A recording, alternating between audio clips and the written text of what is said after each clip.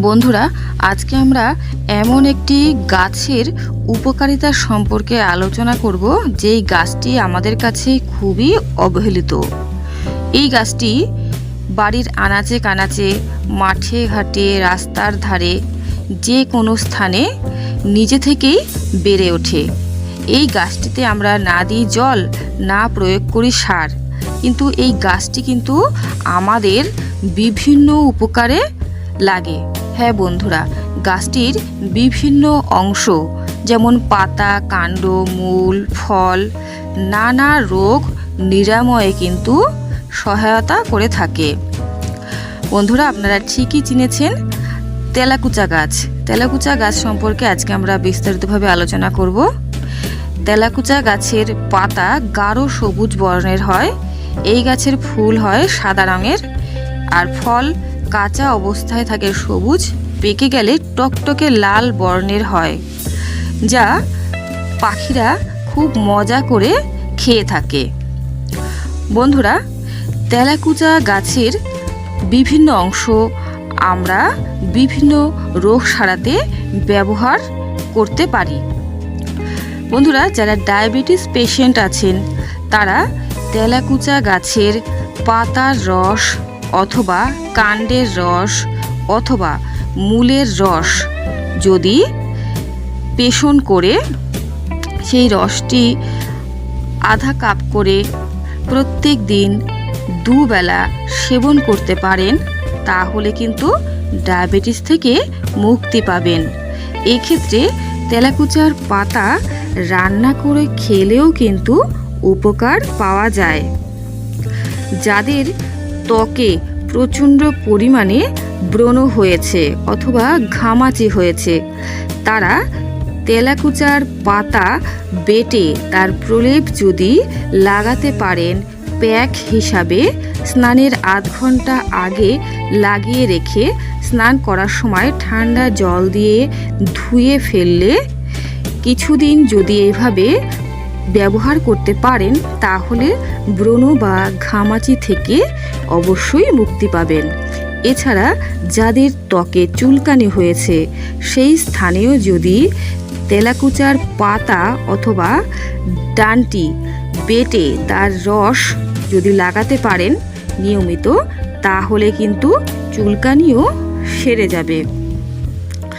বন্ধুরা, তেলাকুচা গাছের পাকা ফল যদি জলে ভিজিয়ে রেখে রাতের বেলা জলে ভিজিয়ে রাখবেন, সকালবেলা উঠে ফল শুদ্ধ একদম জল খেয়ে নেবেন চটকে, তাহলে কিন্তু চুল অকালে পেকে যাবে না। এটিও কিন্তু ডায়াবেটিস পেশেন্টদের পক্ষে উপকারী। বন্ধুরা, যাদের প্রচণ্ড পরিমাণে জ্বর হয়, কিছুতেই সারতে চায় না, তারা তেলাকুচার পাতা ও কাণ্ড বেটে তার রস সকাল বিকাল হাফ কাপ করে সেবন করলে উপকৃত হবেন।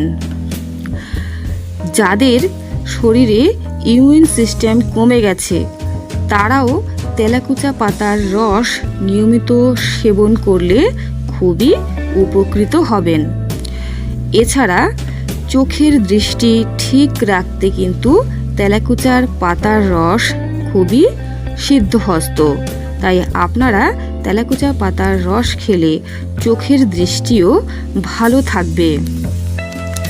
বন্ধুরা, যাদের প্রচণ্ড কাশি হয়েছে, কিছুতেই সারছে না, তারা তেলাকুচা পাতার রস 4 চা চামচ নিয়ে তার সঙ্গে হাফ চামচ মধু মিশিয়ে দিনে 2 বার করে কিছুদিন সেবন করলে কিন্তু কাশি থেকে মুক্তি পাবেন। যারা নতুন মা হয়েছেন, তারা তেলাকুচো পাতার রস অথবা তেলাকুচো ফলের রস নিংড়ে নিয়ে সেটাই ভালো করে গরম করবেন, তারপরে ঠান্ডা করে তার সঙ্গে মধু মিশিয়ে যদি খেতে পারেন নিয়মিত, তাহলে কিন্তু স্তন দুগ্ধ বৃদ্ধি পাবে। এটি পাতার রস অথবা তেলাকুচো ফলের রস খাবেন, দুটি কিন্তু একসঙ্গে খাবেন না। যে কোনো একটি প্রয়োগ করবেন, আর মধু অবশ্যই এর সঙ্গে যোগ করবেন। তাহলে কিন্তু আপনাদের স্তনদুগ্ধ অবশ্যই বৃদ্ধি পাবে। বন্ধুরা, তেলাকুচোর পাতা অথবা তেলাকুচোর ডালের রস যদি প্রত্যেক দিন 3-4 টেবিল চামচ খেতে পারেন, দিনে অন্তত 2 বার করে, তাহলে কিন্তু শরীরের যে এক্সট্রা যে মেদ সেটি কিন্তু ঝরে যাবে। এটি ওজন কমাতেও সহায়তা করে থাকে। এছাড়া যাদের উচ্চ রক্তচাপ আছে তারাও কিন্তু এটি সেবন করলে উপকৃত হবেন। এটি উচ্চ রক্তচাপ নিয়ন্ত্রণ করে থাকে। বন্ধুরা, যাদের শরীরে জ্বালা করে, শরীর গরম হয়ে যায়, হাত পা জ্বালা করে, তারা তেলাকুচার পাতার রস নিয়ম করে যদি হাফ গ্লাস খেতে পারেন, তাহলে কিন্তু উপকার পাবেন, শরীর ঠান্ডা হবে। এছাড়া তেলাকুচার পাতা পায়ের তলায় বা হাতের তলায় ভালো করে ঘষলেও কিন্তু উপকার পাবেন। বন্ধুরা, তেলাকুচার পাতা রস করে যদি নিয়মিত খেতে পারেন, তাহলে ত্বকের সমস্যা দূর হবে, চুলের সমস্যাও আপনাদের দূরীভূত হবে। যাদের জন্ডিস হয়েছে তারা তেলাকুচা গাছের মূলের রস করে যদি দিনে অন্তত 2 বার 2 চা চামচ করে সেবন করতে পারেন, তাহলে কিন্তু খুবই উপকার পাবেন।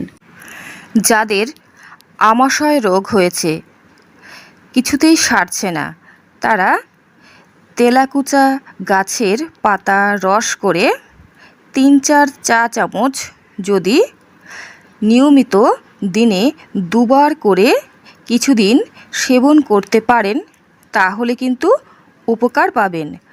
যে কোনো ধরনের আমাশয় সারাতে কিন্তু এটি সক্ষম।